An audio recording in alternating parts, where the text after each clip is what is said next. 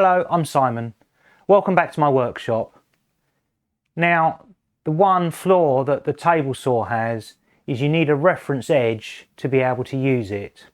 So in this video, I'm going to be building a jig that will be able to create that reference edge if your piece of wood doesn't have it.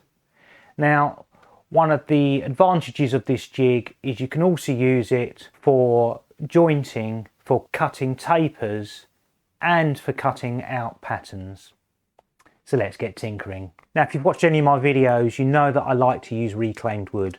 This is a piece of pallet wood. It's not the best example in the world. And you can see that it's split on one side. The sides aren't parallel. They're not particularly square. And there's lots of splinters and things on both sides. So this isn't suitable for use in the table saw in its current form. My jig will allow me to create a nice reference edge so that I can use it in the table saw safely. I'm going to make this jig from a piece of leftover birch ply that I had from my Dobsonian telescope build. This is about the largest thing that I can cut on this table saw. It's just under 800mm long, and the capacity for the table saw sliding table is 800mm. I'm going to cut a strip about 95mm wide. The first piece I cut needs to be long enough to fix to your fence, so the dimensions aren't particularly critical, and it needs to be tall enough to be able to accommodate the thickest piece of wood that you want to use this jig for. The next piece I cut at 3 inches wide. This second piece simply needs to be the same length as the first piece and wide enough to accommodate the deepest taper that you're likely to need to cut. I now need to cut a dado in the first piece, which is going against the fence, to accommodate the second piece, which is going to go into the dado. This will make sense in a minute. Note I'm using a spacer that's the same thickness as the piece of wood for my first cut. This will cut the right hand side of the dado. I'll then remove this piece and replace it with another spacer which is the same thickness as the kerf of the blade, and this will cut the other side of the dado. I can then move the fence to hog out the rest.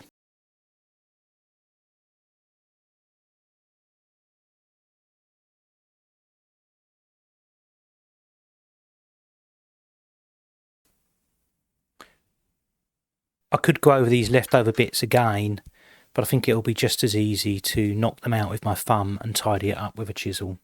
I've clamped the first part with the dado in it to the fence, and now using a brad point that's exactly the same size as the mounting holes, I'm going to mark out where the holes need to go to mount the jig to the fence. This jig can also be used upside down, so I'll flip the jig around and do that as well.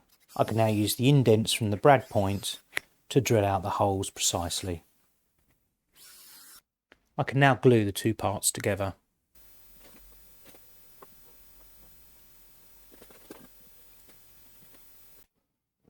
Okay, so here I have a pretty rubbish piece of wood.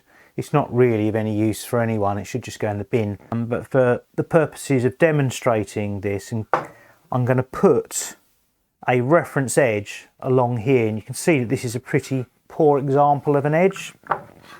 So I have my push block, which I'm going to lay on the piece of wood, and I'm going to put it where I want to cut. So this edge here is where we are going to cut. Now what I do is I use this as my fence, and then this blade has been adjusted so that it's perfectly in line with the fence. So I should now be able to cut this perfectly.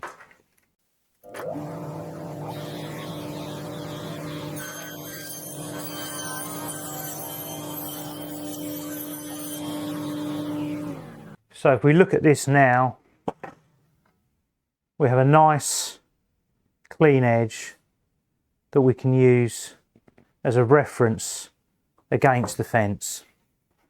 I've now cut the other side using the reference edge against the fence as you would normally, and I've now got a passable board that I may well keep for another project on another day. Now this jig is set up for quite thin sheet goods such as 18mm ply. If I want to use it for thicker goods, I just turn it around and then I'll be able to use it for 2-inch boards, and these just screw back in.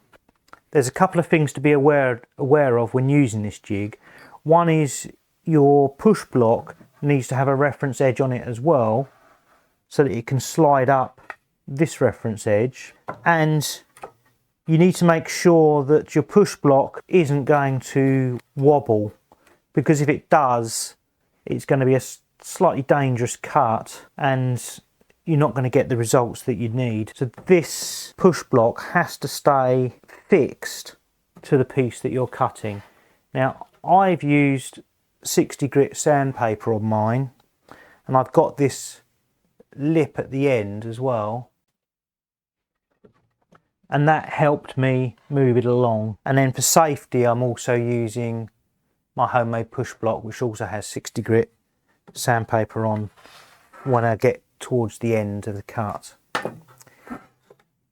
If you're trying to cut something that's quite thick and heavy, like a 2-inch piece of walnut, which is something that I need to cut soon, then it's probably safer to affix the push block to the piece you're cutting to get that first reference edge.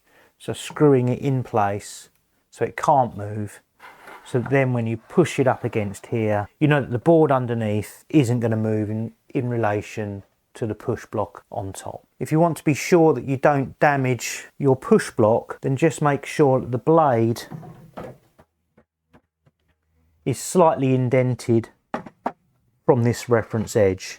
If you want to use this alongside a pattern to cut out patterned pieces, then you need to make sure that this edge here of the blade is exactly the same distance as this edge here. And you can do that by just getting a piece of wood and pushing it and making sure that the blade doesn't move, and just adjusting your fence until, if you adjust it any more that way, the blade starts moving, so you get it perfect. And then you can use your pattern as your push block, and you just slide it across the piece, rotate it round to the next flat edge that you want to cut, and do the same thing, and just carry on like that, and then you'll be able to cut out your patterns.